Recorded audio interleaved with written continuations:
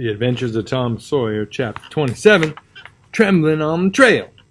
The adventure of the day mightily tormented Tom's dreams that night. 4 times he had his hands on that rich treasure, and 4 times it wasted to nothingness in his fingers, as sleep forsook him and wakefulness brought back the hard reality of his misfortune.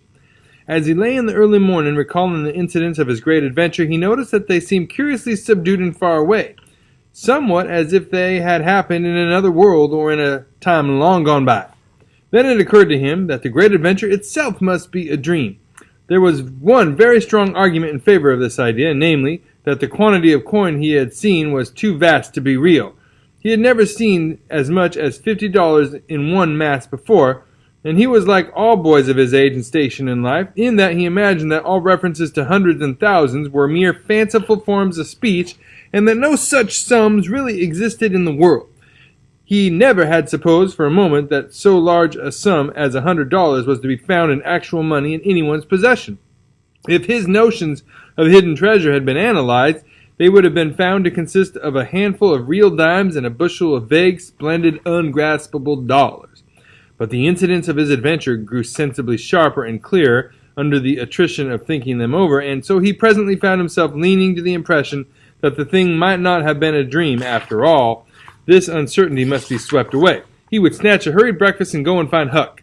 Huck was sitting on the gunwale of a flatboat, listlessly dangling his feet in the water and looking very melancholy. Tom concluded to let Huck lead up to the subject. If he did not do it, then the adventure would be proved to have been only a dream. "Hello, Huck." "Hello yourself." Silence for a minute. "Tom, if we'd have left the blamed tools at the dead tree, we'd have got the money. Oh, ain't it awful?" "'Tain't a dream, then. 'Tain't a dream. Somehow I most wish it was. Dogged if I don't, Huck." "What ain't a dream?" "Oh, that thing yesterday. I've been half thinking it was. Dream? If them stairs hadn't broke down, you'd have seen how much a dream it was. I've had dreams enough all night, with that patch-eyed Spanish devil going for me all through 'em. Rot him." "No, not rot him. Find him. Track the money." "Tom, we'll never find him. A feller don't have only one chance for such a pile, and that one's lost. I'd feel mighty shaky if I was to see him anyway." "Well, so'd I, but I'd like to see him anyway, and track him out to his number 2. "Number 2, yes, that's it. I've been thinking about that, but I can't make nothing of it. What do you reckon it is?" "I don't know. It's too deep. Say, Huck, maybe it's the number of a house." "Goody. No, Tom, it ain't that. If it is, it ain't in this one-horse town. There ain't no numbers here." "Well, that's so. Let me think a minute. Here, it's the number of a room. In a tavern, you know." "Oh, that's a trick. There ain't only 2 taverns. We can find out quick. You stay here, Huck, till I come." Tom was off at once. He did not care to have Huck's company in public places. He was gone half an hour. He found that in the best tavern, number 2 had long been occupied by a young lawyer, and was still so occupied. In the less ostentatious house, number 2 was a mystery.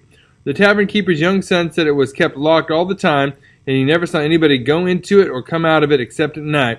He did not know any particular reason for this state of things, had some little curiosity, but it was rather feeble, had made the most of the mystery by entertaining himself with the idea that that room was haunted, had noticed that there was a light in there the night before. "That's what I found out, Huck. I reckon that's the very number 2 we're after." "I reckon it is, Tom." Now what are you going to do?" "Let me think." Tom thought a long time. Then he said, "I tell you, the back door of that number 2 is the door that comes out into that little close alley between the tavern and the old rattle trap of a brick store. Now you get a hold of all the door keys you can find, and I'll nip all my aunties, and the first dark night we'll go there and try 'em. And mind you, keep a lookout for Injun Joe, because he said he was going to drop into town and spy around once more for a chance to get his revenge. If you see him, you just follow him, and if you don't go to that number 2, that ain't the place." "Lordy, I don't want to follow him by myself." "Well, it'll be night, sure. He might never see you, and if he did, maybe he'd never think anything." "Well, if it's pretty dark, I reckon I'll track him." I don't know. I'll try." "You bet I'll follow him if it's dark, Huck. Why, he might have found out he couldn't get his revenge and be going right after that money." "It's so, Tom, it's so. I'll follow him. I will, by jingoes." "Now you're talking. Don't you ever weaken, Huck, and I won't."